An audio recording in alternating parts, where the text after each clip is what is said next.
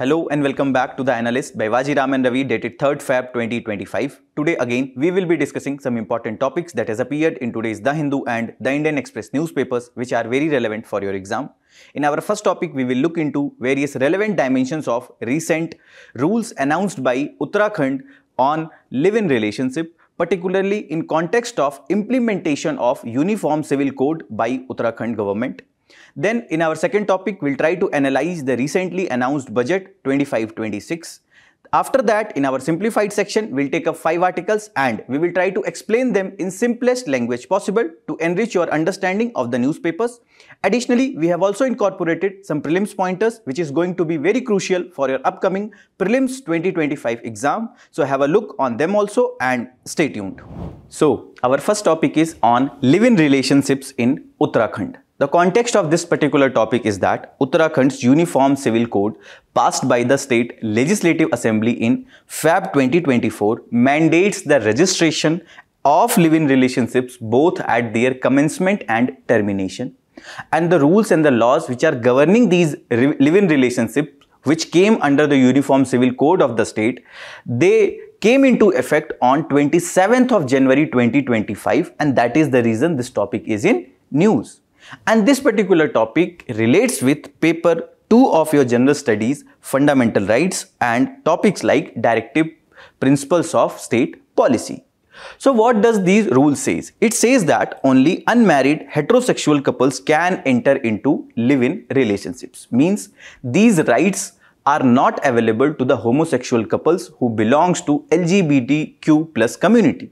Also, the rule 15(3) subclause E says that applicants are required to submit an extensive set of documents for registration, and failure to register their live-in relationships within a month may result into both civil and criminal penalties.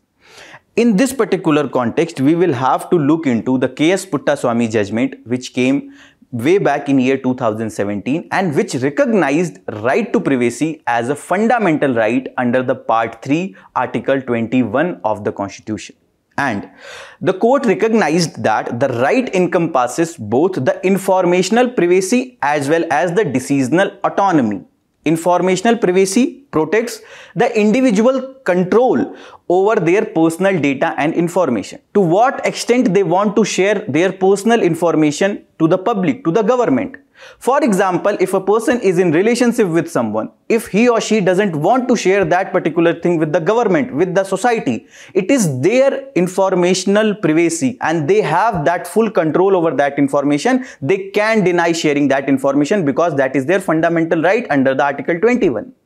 And it also encompasses decisional autonomy, means it safeguards the individual's autonomy or freedom to make personal choices about their life, about their body, about their relationships, about their marital status, about their relationship status. The person have complete control.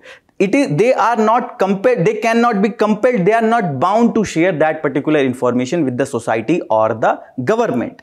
So as per some experts, these rules which are governing the live-in relationships in Uttarakhand may infringe the right to privacy of the citizens.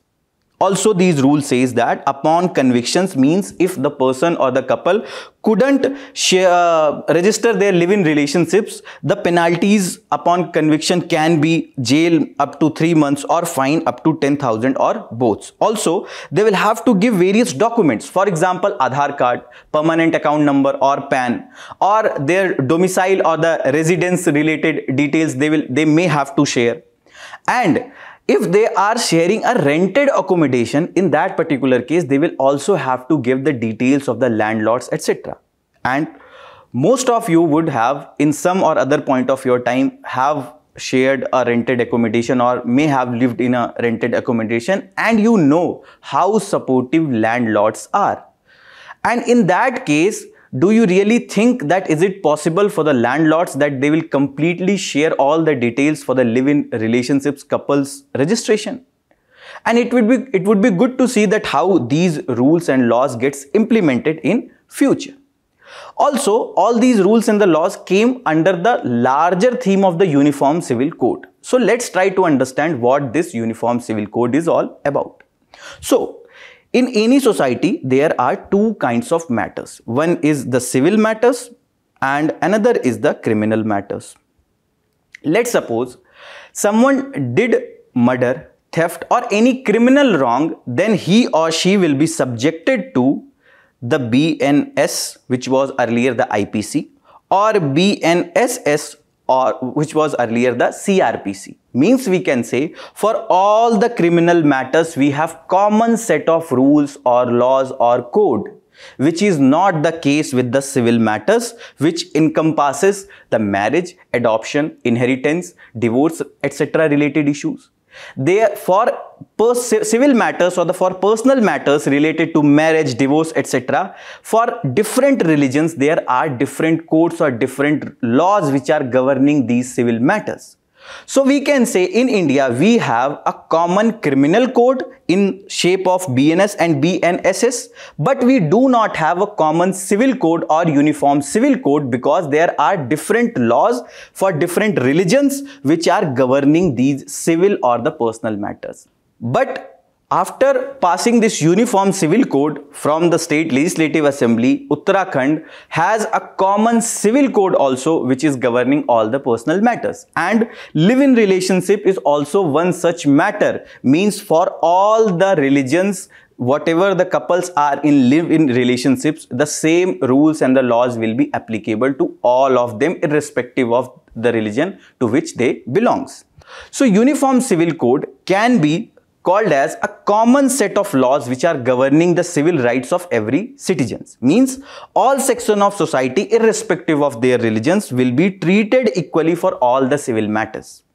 And it is based on the premise that there is no connection between religion and the law in the modern civilization, in the modern society. Religion and laws are two different things. Law should be based on the rationality. Religious scriptures should not govern the laws as such.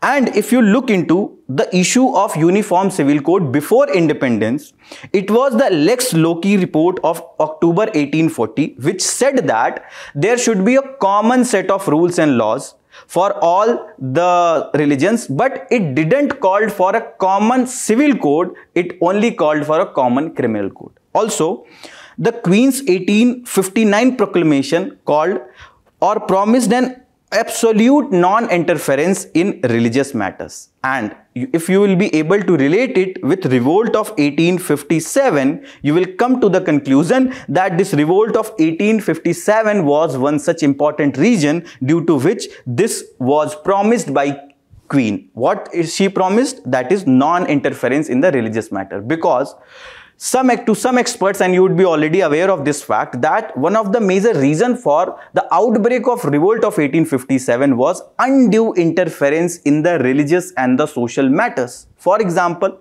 the abolition of sati, which was done in 1829, promotion of widow remarriage, then non-support or the interference in the child marriages, etc. This was considered as an undue interference in the religious and the social matters, and which alienated people, and that was one of the reasons for the revolt of 1857, and that is the reason colonial government thought that now from 1857 onwards they will not be interfering in the religious and the social matters.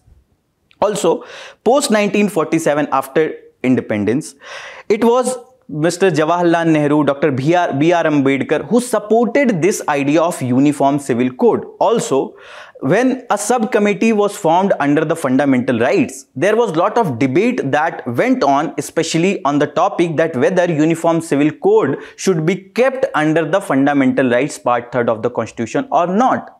But due to some apprehensions and opposition from some of the members, it was kept under part 4, article 44 of the constitution. Means it is the duty of state to frame a uniform civil code, means it has been kept as a non-justiciable right of the constitution. And if you look into the brief timeline of the Uniform Civil Code, as I said that in 1947, UCC was sought to be enshrined in the constitution as a fundamental right by Minu Masani, Hansa Mehta, Amrit Kaur and Dr. B.R. Ambedkar. but it couldn't be done, and that is the reason it has been kept under the Part 4, Article 44 of the Constitution. Then Article 44 of the Indian Constitution sets the implementation of Uniform Civil Code, which is the duty of the state under Part 4. Also, in 1954, after the passage of Special Marriage Act, it provided for the permission of civil marriages above any religious personal laws. Also, the Hindu Code Bill passed dividing the personal laws in common Indian citizen and the Muslim community, which have different laws which are governing their personal matter related to marriage, adoption, divorce, etc.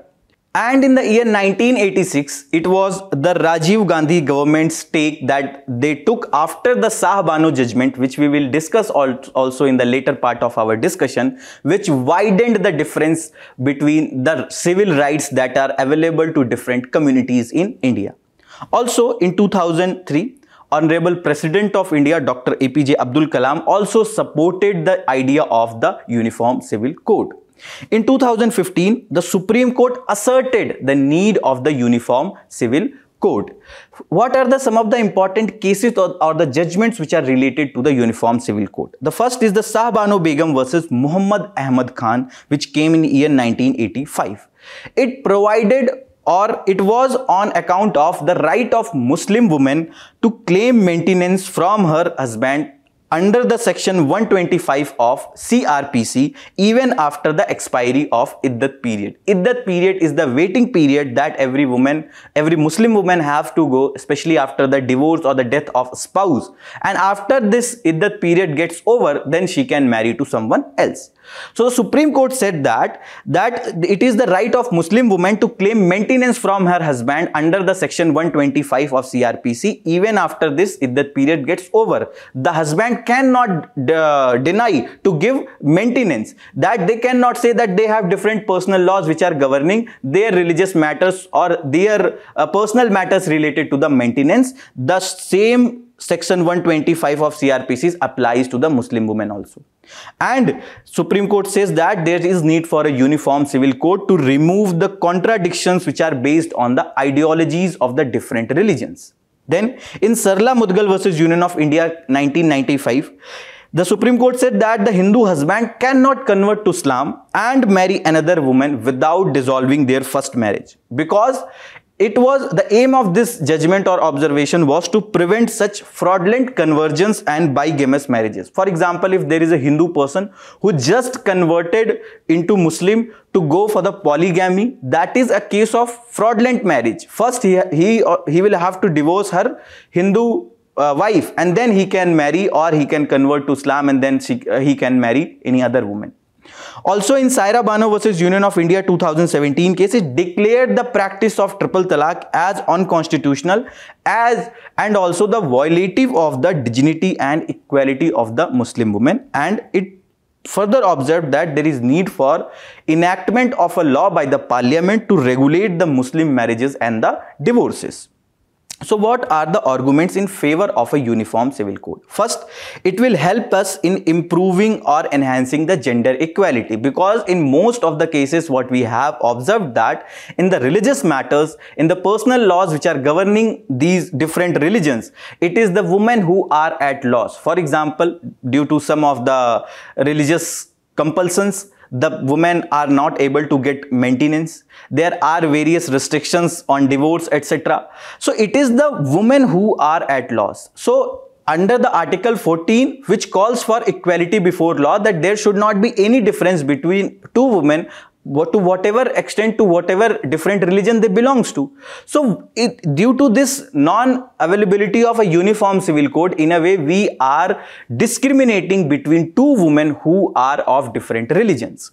So it will help us in improving or ensuring the gender equality, and it will also help in addressing the discriminatory personal laws, whether it is related to maintenance, divorce, etc.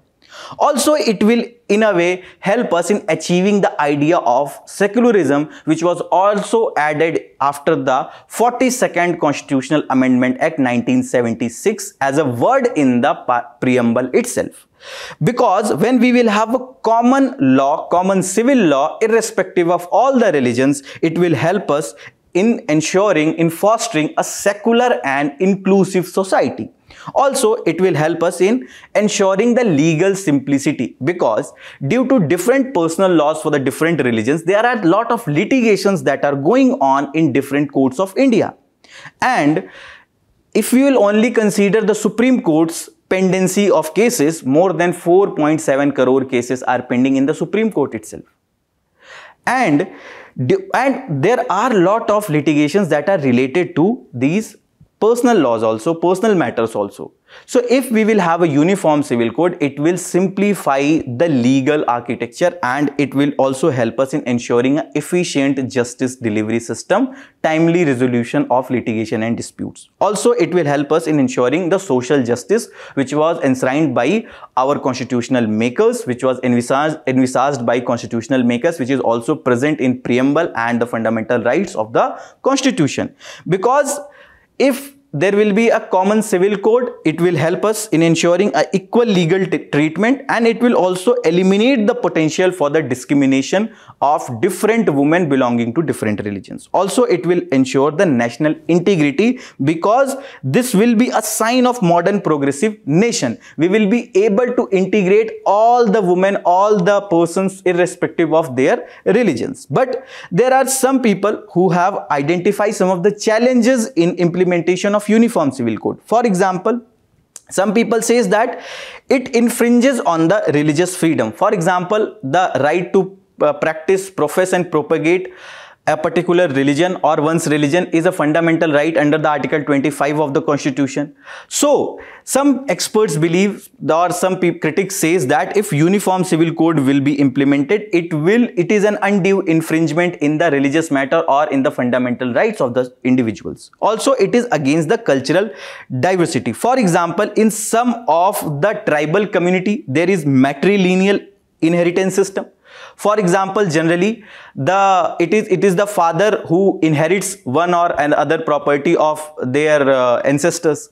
But in some of the cases, it is the matrilineal inheritance system, and which is the unique characteristic of that particular tribal community. And if we will ensure, or we will go for a uniform civil code in a matter of inheritance also, in a way we are infringing, or we may lose this cultural diversity which is available in different communities. Also, it can lead to social disruptions, because religion is a very personal matter, and more than religion, it is the personal laws related to marriage, inheritance, which are very personal matters. And if it is, the government may interfere without taking everyone on board, or government go for a uniform civil code without taking all the communities on board without addressing their apprehensions completely, it may disrupt the social cohesion in the society. It may create the law and order situations as said by various experts. And the complexity of the implementation. As of now, there are different religious personal laws for different religions. To codify them into a single law is a very hectic process. The complete drafting, codifying, harmonizing and rationalization of these personal laws is a very hectic process which may take a lot of time. And more than the laws, it is the importance that how well we are implementing the present law. For example, under the Hindu Inheritance Act, there are inheritance rights that are available to the daughters also. But how many daughters are actually getting the share in the property? That is the main thing that we'll have to see, that despite the rules in the favor of the women, still there are a lot of rules in the laws which are not transferred, which are not passed to the women in the practical sense. So it is the dismantling of the stereotypes in the society which is the need of the hour first, and then we can go for a uniform civil code. So what should be done, or what is the way forward? First, there is need for consensus building, that there should be discussion and the deliberations that should go on with the different stakeholders belonging to different community, for example religious leaders or the people who are representing different religions, etc.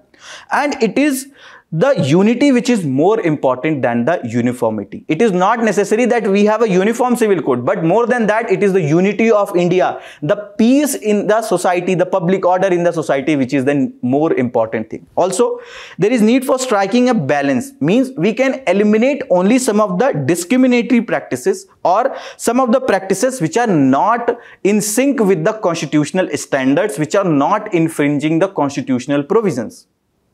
Also, we can go for a setup of a high-level committee with the participation of eminent jurists and also the representation of different religious groups, so that a common uniform civil code can come if that is happening in future without hurting anyone's sentiments. Also, there is need for awareness and sensitization programs that needs to be done, so that all the issues, all the apprehensions of everyone, irrespective of a religion which they belongs, that gets addressed, so that we can get a proper uniform civil code. A mains practice question that you people can write from this particular topic is this. Please try to answer this question. So our second topic is beyond tax cuts, a closer read of union budget. The context of this topic is that a write-up has appeared focusing on various aspects of union budget 25-26, and this particular topic pertains to syllabus of your GS paper 3, planning mobilization of resources. So in today's newspapers, there are a lot of editorials which are focusing on the union budget, and that is the reason we have also taken one such editorial which is focusing on 6 major themes and what are the various issues that we might face in implementing the vision of budget 25-26 in the upcoming times. So before looking into those 6 themes, let's first discuss some of the basics. That what is budget?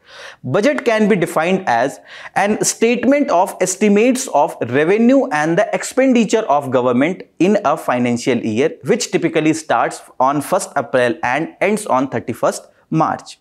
Also, if you talk about the constitutional provisions, it is the Article 112 which talks about the annual financial statements, and the word budget is nowhere mentioned in the constitution. Apart from the estimates of revenue and the capital receipts, the other things that the budget contains is the ways and means to raise the revenue, the estimates of the expenditure, details of actual receipts and the expenditures of the closing financial year, that is the revised estimates, and the economic and the financial policy for the upcoming year, that is the taxation proposals, prospects of revenue, some new programs, schemes, projects which government might implement. And some of the major highlights from this particular year's budget was the income tax rebate which the salaried employees are going to get, the people who are generating income up till 12 lakhs. Apart from that, if you look into the ministry wise budget allocation, it is the defense ministry which got the highest, after that road and transport and highways, then railways, home affairs subsequently. There might be a prelims question from this particular topic, especially on the topic of the decreasing order of the ministry wise budget allocation. So the first theme under the editorial is the fiscal consolidation target. For the financial year 2026, the target of the government is to maintain the fiscal deficit at 4.4%. What is fiscal deficit? The formula of the fiscal deficit is total expenditure minus total receipt except the borrowings which government is doing. And it is mainly calculated for a fiscal year. It represents the additional financial resources which are required by the government. And if you talk about that whether government will be able to achieve this target or not, the writer of the editorial says that there was 11.2% growth in the total tax revenues and 14.4% of increase in the income tax revenues compared to financial year 25 estimates. And this target seems overly optimistic, because what we says that the fiscal deficit represents the additional financial resources which are required by the government. Okay, it means the borrowing, you can say in simpler terms. So in that particular case, how we can reduce that fiscal deficit? That either we can reduce our expenditure to a larger extent, or our revenues are increasing manifold. And one of the major component of the revenues is the tax sources or the tax revenue which government is generating. And when we have a only modest amount of growth rate in the tax revenue, then it will be really difficult to achieve this target until and unless we see a drastic increase in the tax revenue. Apart from that, the tax cuts which are announced in the budget, to some extent, as per the some estimates, it will lead to loss of at least 1 lakh crore rupees. And which also makes it difficult or overly optimistic that whether we will be able to achieve this target of the fiscal deficit target or not. Apart from that, various prevailing economic headwinds. What are the economic headwinds? Means the issues which might come in future which can infringe in achieving our targets. For example, the softening domestic consumptions. Why it is happening? If you look into the GDP, the various components of the GDP, one is the household personal consumption expenditure, okay. Then the other is the investment or expenditure by privates. Then it is the government expenditure as well as the investment, and then the next of exports and the imports. So one of the major component is the household expenditure. When people are spending, when they are demanding, that leads to more production of goods and services, and further it helps in expanding the economy. But now the real wage growth rate that doesn't happen much in last few years, means the wages, the growth rate in the wages minus the inflation, and the inflation was very high in the economy, which decreased the purchasing power of the people, and that is the reason people were not demanding various goods very much. And that was one of the reason why the tax cuts were announced in the budget, because when people will not be paying taxes, they got the rebate. When they will have money in their hands, they will be spending in the economy. When they will be spending in the economy, they will demand more goods and services, and companies will produce more. And because this softening domestic consumption was one of the such reason, this is one of the economic headwind which we need to address to ensure which we achieve our target of 4.4 fiscal deficit as well as our economic growth target. Apart from that, the external demand is also weakening. One of the component I said, that is net of exports. So exports are also one of the important components towards our GDP growth rate, towards the path of the fiscal prudence. So when our products will not be demanded, obviously it will lead to slump in the GDP. It will be difficult to achieve this target of the fiscal deficit. Why? What is happening? Understand. First of all, there were various supply chain disruptions which started from the COVID-19. Then Russia-Ukraine war happened. Then Israel-Hamas issues started.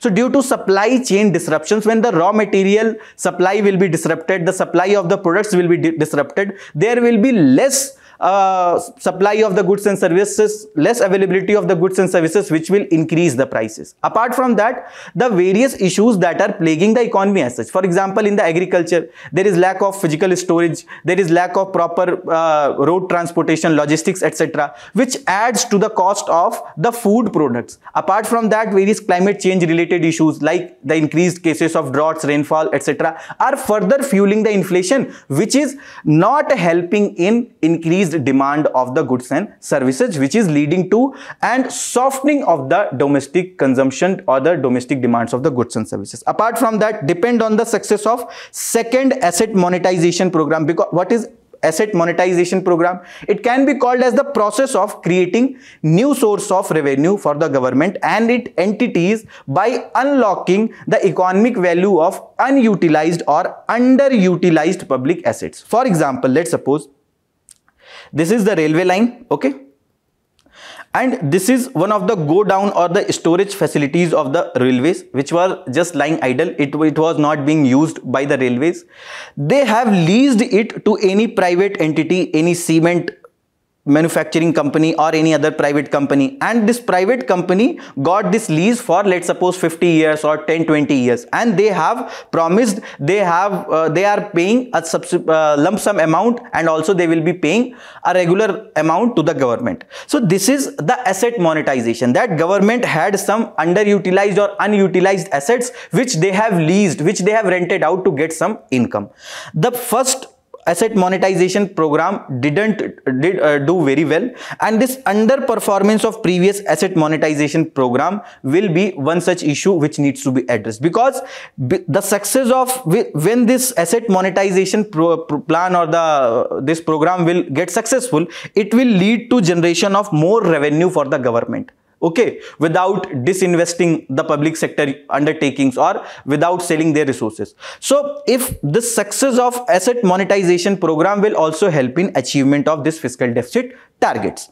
Also, the government has given estimate that 11.54 lakh crore they will be doing net market borrowing, which may lead to crowding out of the private capital. And why it is happening? Because the capital in the market is limited. When government will take most of the borrowings or the most of the capital which was available in the market, the capital will not be available, or capital will not be available at proper interest rate which can be taken by the private entities, which will crowd out, mean private entities will move out from the investment.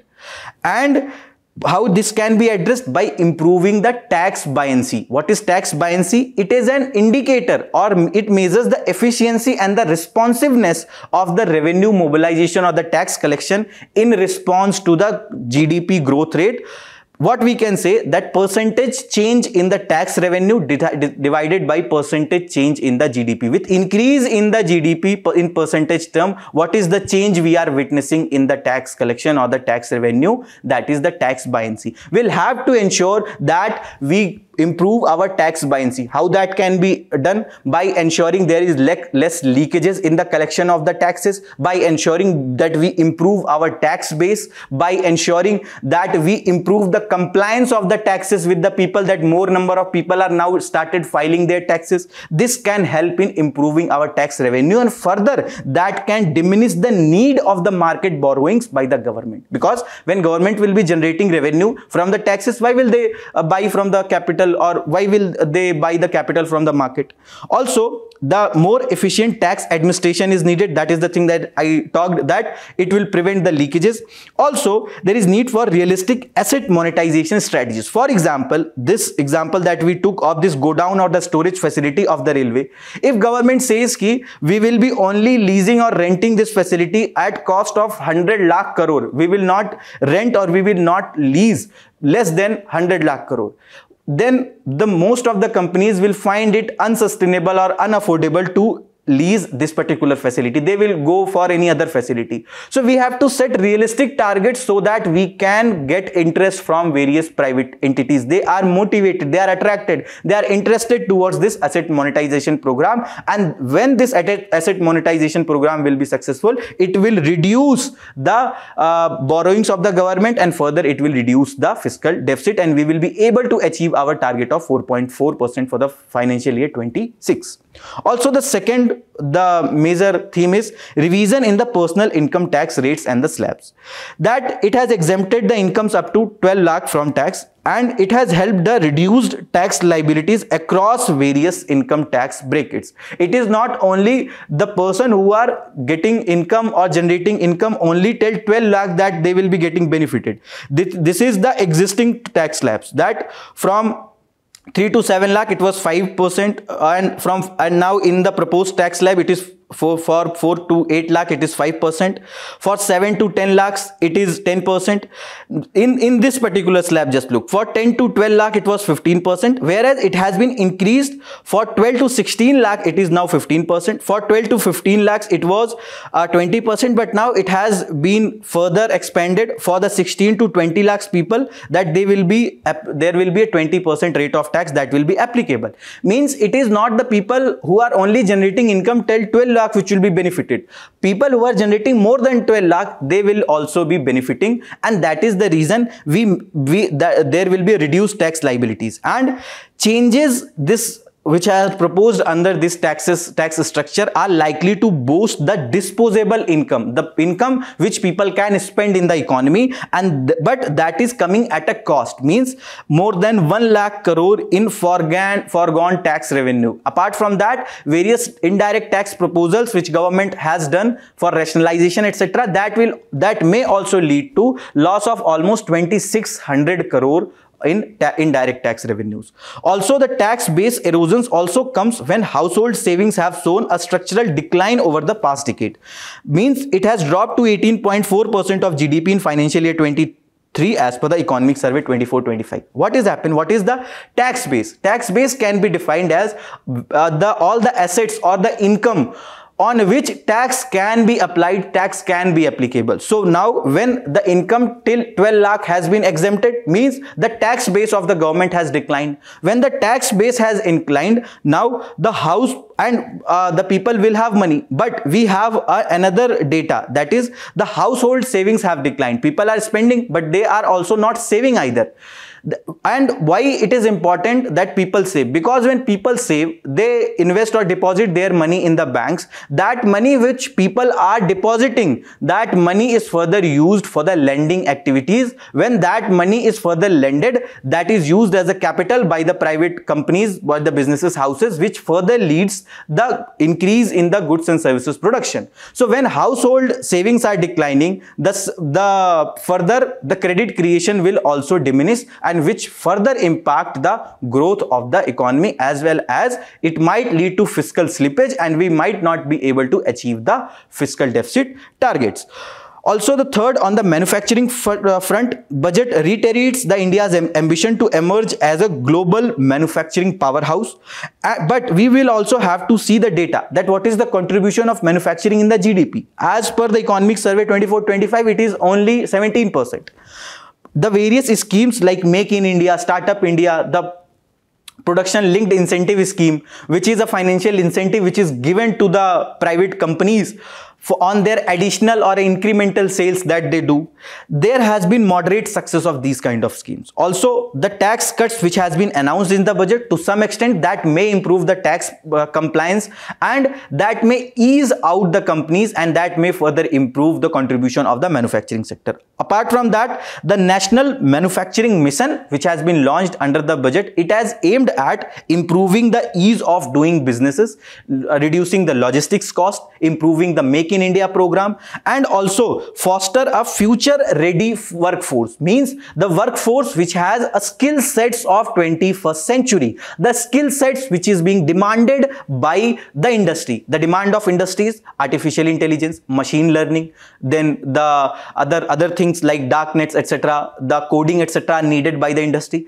But are our skill sets, are our workforces equipped with those skill sets or not? That is, we have to understand. And under this National Manufacturing Mission, the workforce will be future ready. They will be provided those kind of skill sets which is needed by the industry. And it will also promote the clean tech manufacturing, the manufacturing which is happening without polluting or without degrading the environment. Means the companies are shifting towards the renewable energy, the companies are decreasing the use of the fossil fuels, and that is another aim of the National Manufacturing Mission, to improve the clean tech manufacturing. Also, the MSME revision criteria which was done, that this is the revision criteria, that there has been increase in the investment limit by 2.5x and doubling the turnover thresholds, which will help in improving their scalability. This is the revision which we saw in the investment as well as turnover. Why? Because one of the issue which we were witnessing in the MSME sector is the dwarfism. That deliberately there were various MSME units which were not interested in scaling their particular company. Why? Because by considering, by or keeping themselves as an MSME, they were getting various benefits. They were getting various tax related benefits, various supports from the government, and that is the reason they were deliberately keeping themselves small, or they were not scaling. But with this revision criteria, these companies will be motivated to scale themselves without compromising on their benefits which they are getting under the MSME criteria. Also, to achieve the global competitiveness, what is needed? First, we need to address the deeper structural issues that are there. For example, GST rate rationalization, which is one thing which has been talked about and government is deliberating with the states. The sustained investment in innovation and the infrastructure. As per the recent economic survey, still our research and development as a percentage of GDP is only 0.67%, or it is between 0.6 to 0.7%. In this particular century, until and unless we will innovate, we will not be able to take that competitive edge in the production of the goods and services. So we will have to invest in the innovation, and that will also help us in ensuring more promotion of the entrepreneurial skills, and that will also create more number of jobs for the rising demography, especially the working age population rise which we are witnessing in our country. Then the fourth major theme is the agriculture, on which the significant attention was given. The Prime Minister Dhan Dhanya Krishi Yojana and National Mission on High Yielding Seeds were launched, which aimed on enhancing productivity and climate resilience. Under this Prime Minister Dhan Dhanya Yojana, the Agri Districts program was launched, and motivated by the success of aspirational district program, the government is thinking on the convergence of existing schemes, whatever the schemes that are in place, whether it is the Pradhan Mantri Krishi Sinchai Yojana, soil health card scheme, etc. The specialized measures, the program will cover 100 districts with low productivity and moderate crop intensity and below average credit parameters. That the 100 districts will be selected where the credit penetration is not very good, which are the productivity is not very good, the cropping intensity, the number of crops which are being sown is not very good. Those will be targeted first under this Pradhan Mantri Dhan Dhanya Krishi Yojana. Apart from that, National Mission on High Yield Seeds for targeted development of high yield seeds with pest and the climate resilience. Those kind of seeds which can address the issues which are rising due to climate change, like droughts, incessant rainfalls, pest attacks, etc., which we have witnessed in past few years. And improved availability over 100 seed varieties released since July 2024. Apart from that, increase in the limit of the Kisan credit card was also announced, and the targeted interventions in 100 low productivity discussed, which the Pradhan Mantri Kisan Dhan Dhanya Yojana will focus. It will mainly focus on providing the precision support. Precision support means supporting those farmers who are actually in need, supporting those farmers which are located in some of the underdeveloped districts. Because as of now, let's suppose the PM Kisan scheme is there. Now it is made available to most of the farmers rather than some exemptions which are provided, for example, people who are filing ITR or they are at the constitutional post, etc.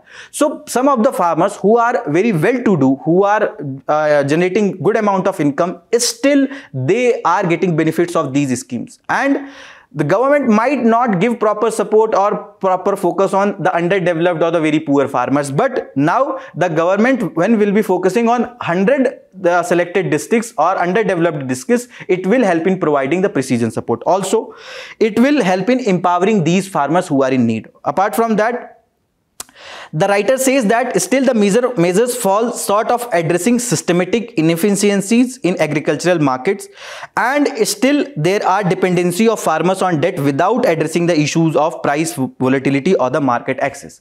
What is happening that still in the agriculture sector, lot of credit is being taken by the non-institutional investors. People are not aware about the institutional credit facility under the banks, NBFCs, etc., or they are reluctant. There is lack of collateral. That is the reason that they are going for the non-institutional credits from the money lenders, etc., which they give at very high interest rate and further increases the chances of getting caught in the debt trap, and that further leads to cases of the farmer suicides.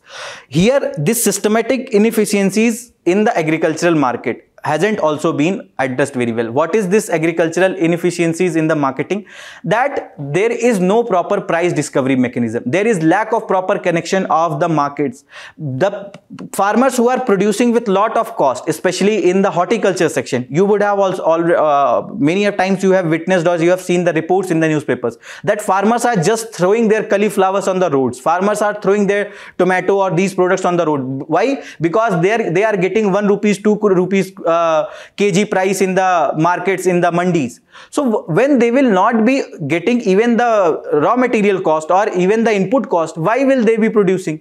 So this poor price discovery mechanism is still one of the issue which needs to be addressed. Also, the price volatility issue. In the September month, September 2024, the prices of the tomato increased to 120 rupees per kg. Why?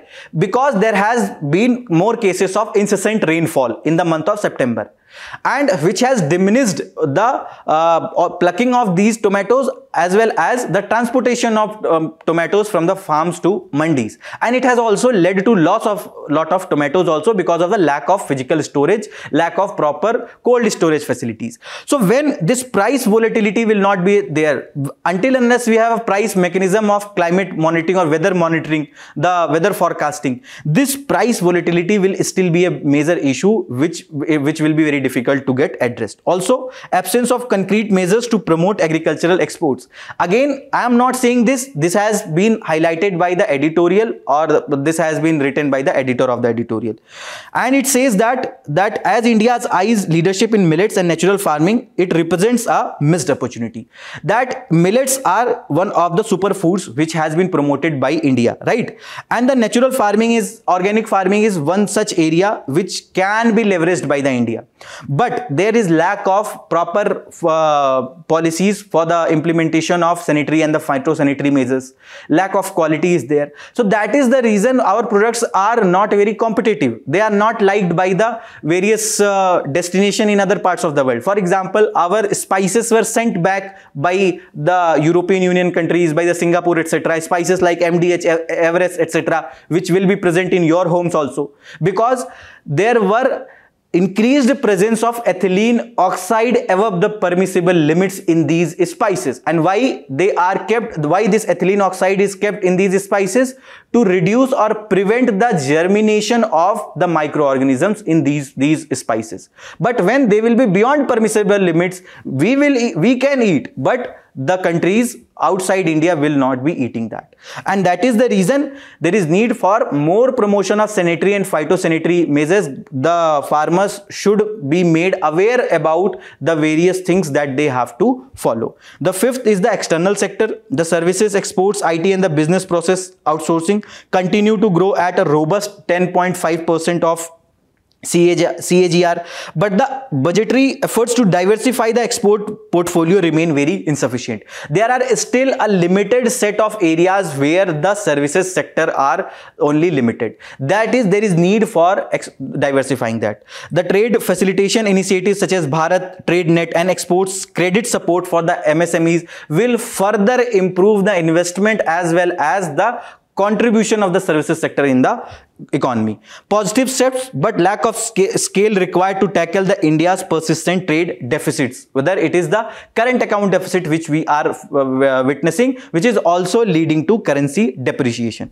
The challenges posed by the depreciation of the rupee and declining forex reserves, it requires a more ambitious export strategy. Because you understand, under the balance of payment we have two components. One is the current account, one is the capital account. Under the current account we have trade in visibles, that is all the goods trade we are doing, that is exports of goods and the imports of the good. Then we have the trade in invisibles or the trade in services, that is all the exports in services and the imports in services which we are seeing. And then the transfer payments or the unilateral transfers like remittances, etc. are kept under the current account. So until and unless when we are incurring this current account deficit, the two things are there. First of all, we are importing products more and then we are giving the money from our home for that imports. And second is that we are not able to make our exports competitive, and that is another the second reason that because of which we are not able to get proper revenue from the foreign territories. So how we can address this deficit? We can address this deficit either by ensuring that whatever the products we were importing, we can produce that in the home or in the domestic territory or in the India itself, or we can improve our export scalability, that our products become so competitive that more countries in the world are now demanding our products. That will help us in generating more revenue, more exports revenue and earning foreign currencies, which will also address this currency depreciation. What does this currency depreciation means? Decline in the value or strength of the rupee. For example, earlier $1 was equal to 80 rupees, but now if it increased to 100 rupees, the value of rupee is declining, which is the case of currency depreciation, and that can be addressed with more better export strategy. Also, the fiscal push to value added sectors like pharmaceuticals, electronics, renewable energy, high value agricultural products, there is need for more focus on that, and it can actually help in strengthening India's position in global supply chain and enhanced export competitiveness, and that can further help us in tackling in achieving our targets of GDP growth rate as well as targets of fiscal deficit. And sixth and the last is the intent on the climate action and the clean energy. That is, there has been focus on the supply chain resilience. For example, the incentives for lithium ion battery recycling, duty exemption on critical minerals, support from support for domestic solar, photovoltaic and battery manufacturing, because till now we were mainly dependent on the raw materials which are imported from the countries like China, etc. But with the trade war, the tariff war, etc. that is going on between the different countries, these moves will help us in removing or declining the dependency on the imports of the raw materials which we are doing. Also the pragmatic move to reduce import dependence, because this will in a way help us in gradually moving towards the self-sufficiency of production of these EV or the renewable energy components, as well as the improvement or the self-sufficiency in domestic solar, photovoltaic and battery manufacturing. But the need of our is parallel investment in the grid modernization, the power grid or the transmission grid, which is equipped to address the issues which are arising due to the renewable energy shift. Also the energy storage, because a lot of energy is still being wasted. We do not have the proper energy storage facilities. Battery components manufacturing, etc. hasn't been very robust. And the industrial decarbonization, that slowly and gradually they shift towards the clean tech manufacturing, clean tech technologies like renewable, etc. and they reduce their shift towards the fossil fuel based production. Also that will help us towards the transition to a low carbon economy, and that will further help us in achieving our renewable energy target, that is net zero by 2070. In our simplified section, the first topic is the legal system under which citizenship is acquired, and this is related to your GS paper 2, citizenship, government policies and interventions, and this has appeared in today's The Hindu page number 8. So context of this topic is that the US President Donald Trump issued an executive order stating that US citizenship will be granted in the future only to the children with parents holding the US citizenship or US green card, which is a card generally issued to the persons who are visiting for the jobs in the US.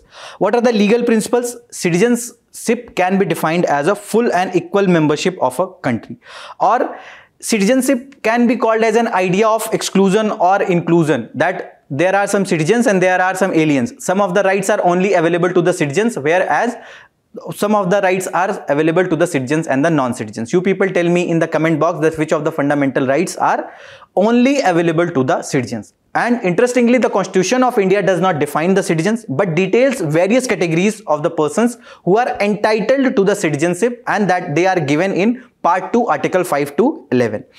And this one of the ways by which the citizenship can be acquired is just soily principles, okay, which means the right of soil. Under this principle, a child which will be born, or a child citizenship is determined by his or her place of birth irrespective of the citizenship of their parents.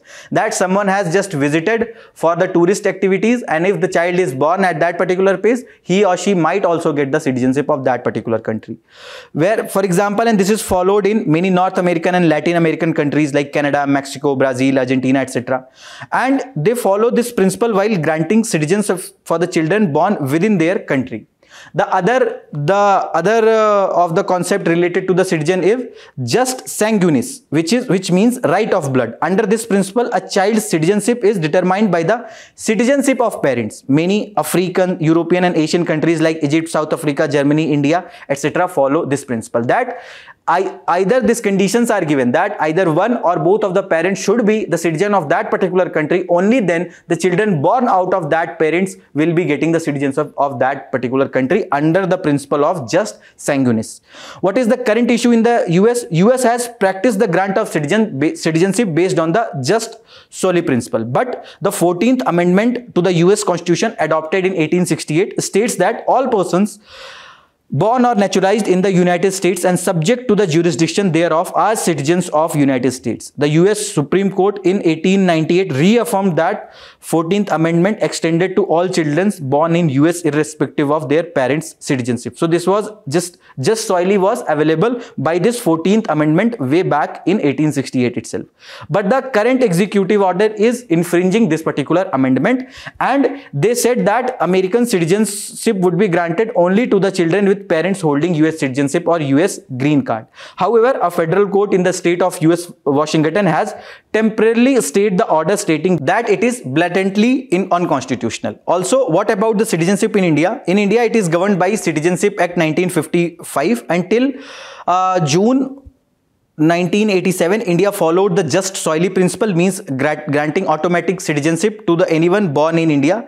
But the subsequently law was amended to introduce just sanguinis principle, that between the July 1987 to December 2004, it was required that either of the parents of the children born in India should be citizen of India for granting the citizenship or for the children born out of that parents.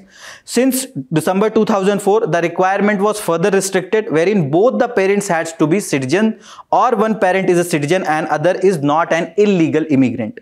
And this was primarily to restrict the citizenship to the children who are illegal immigrants, who are born to the illegal immigrants from the Bangladesh. And the Citizenship Amendment Act 2019, that is the CA, provides the accelerated citizenship to the Hindus and Christians, Sikhs, Jains, Buddhists and Parsis from the neighboring countries of the Pakistan, Afghanistan and Bangladesh who have entered India before December 31st, 2014.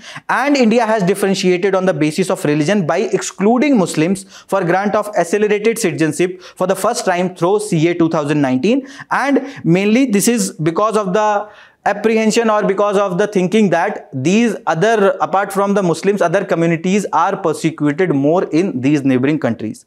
And critics of this move argues that it is against the basic structure of secularism under the Indian Constitution. But argument made by the government is that the accelerated citizenship to religious minorities of these three neighboring countries who have migrated to India owing to the religious persecution that they faced in these countries, and that is why these religious this accelerated citizenship is being given to them.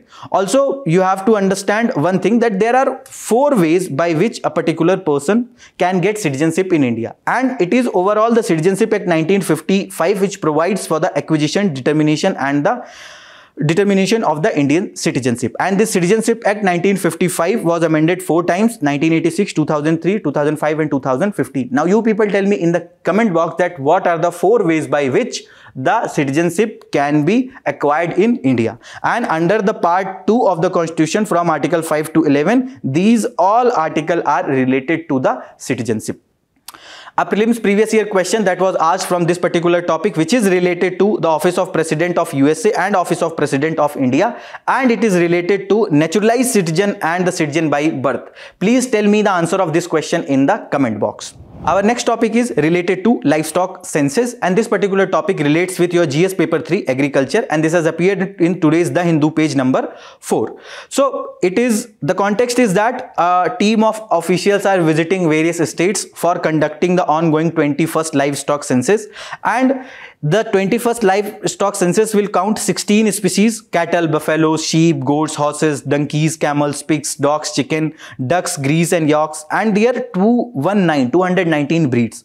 And this 21st livestock census began in October 24, and the central government officials hope that the survey results will come out by July 25, and this census will cost 419 crore, and about 1 lakh enumerators like this person who went to one of the house in the Haryana, and 17,000 supervisors are deployed across the country. And the last human census, that is the official census for the citizens, was conducted in 2011, and it is the Department of Animal Husbandry and the Dairying which is doing this particular census.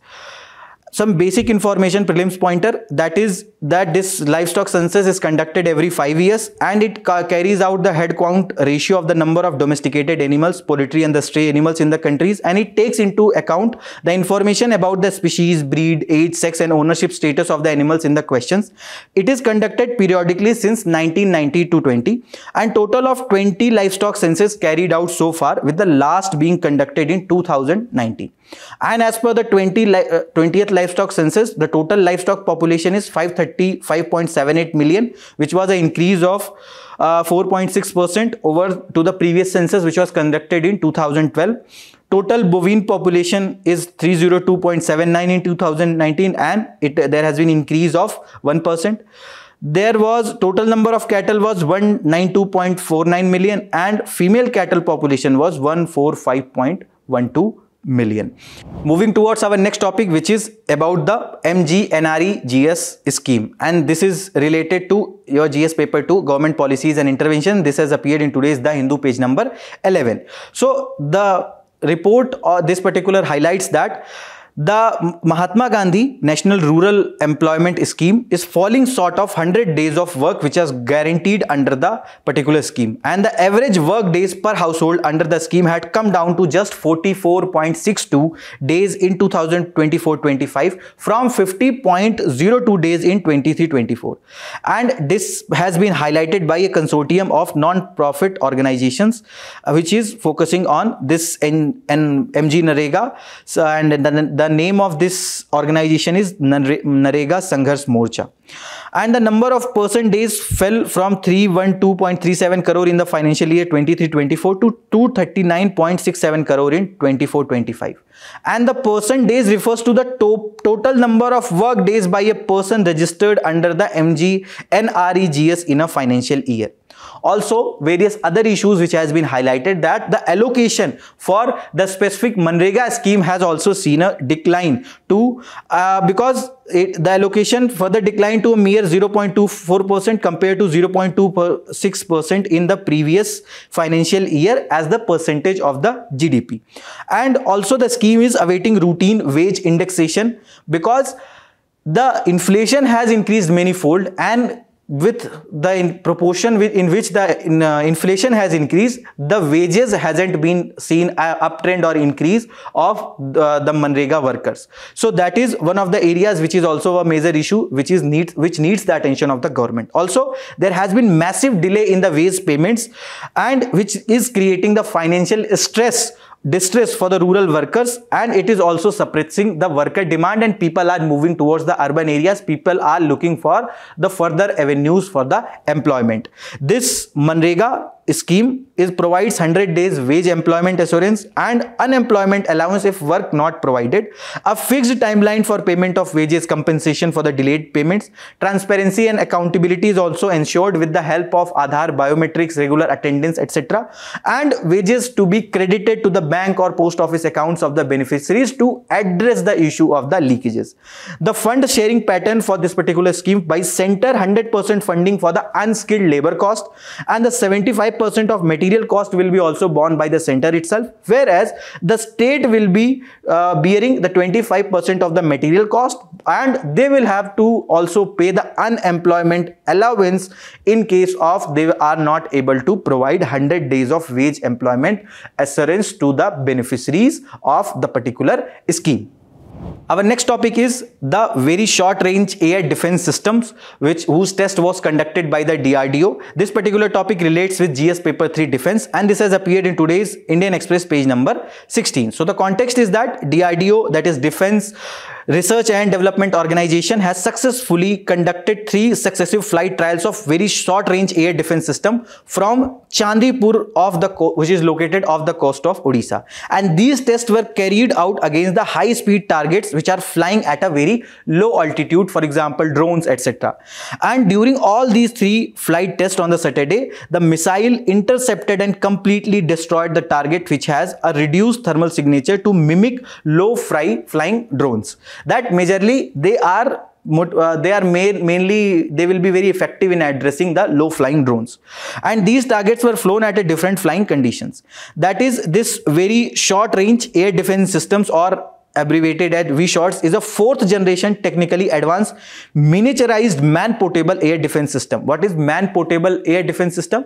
That you can look into this picture itself, that these men are keeping these air defense system on their shoulder itself, and from their shoulders they are launching. Means it can be used. There is no necessity to keep this particular air defense system at one place itself.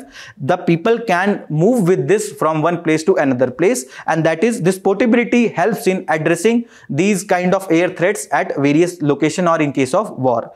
Also, it has been indigenously developed and by the DRDO's Hyderabad based Premier Facility Research Center in collaboration with other DRDO laboratories and Indian industry partners.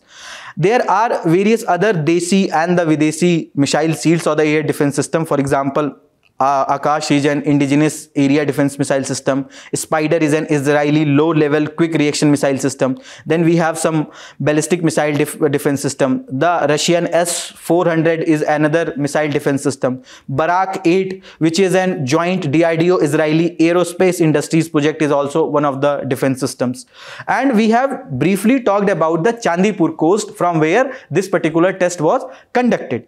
In 2017, there was a question on the Chandipur.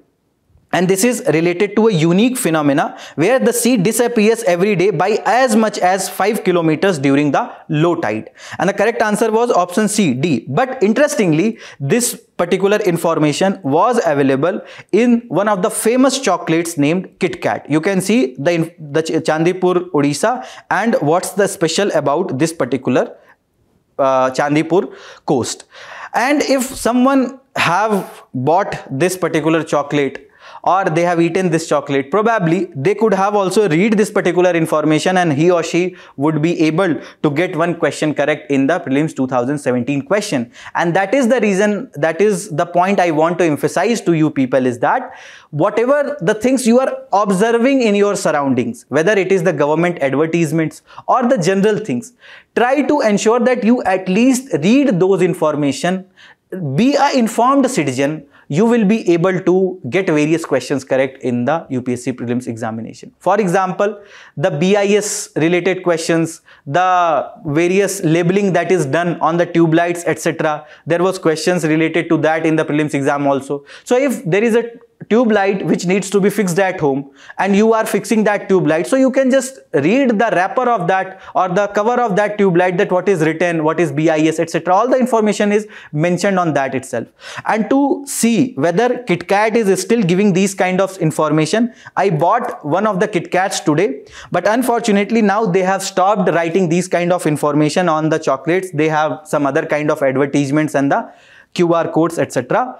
on this wrapper of the chocolates. So please observe your surroundings. You will be able to get some questions correct in the prelims examination possibly. Last topic is our UDAN scheme, which is related to GS paper 3 infrastructure, and this has appeared in today's The Hindu page number 13. So the context is that Union Budget planned to add 120 new destinations across the India under the Ude Desh Ka Aam Nagrik scheme for the regional connectivity, and this is also expected to drive demand from the electric airport tarmac coaches, which is generally used for the facilitation of the passengers who are going to board the flights. These are some of the routes which are generally operated under this particular UDAN scheme. Some of the small airports are also covered under the UDAN scheme. The main objective of this particular scheme is to ensure that people are getting affordable and efficient air travel options, especially to the residents of Tier 2 and Tier 3 cities, remote areas, and the regions which have limited or the no air connectivity, the areas located in the northeastern states, areas in the hilly regions, etc. It provides connectivity to unserved and the underserved airports of the country through the revival of the existing airports or airstrips that are located in that particular city. And it was launched by Prime Minister Honorable Narendra Modi ji in Simla on April 27, 2017.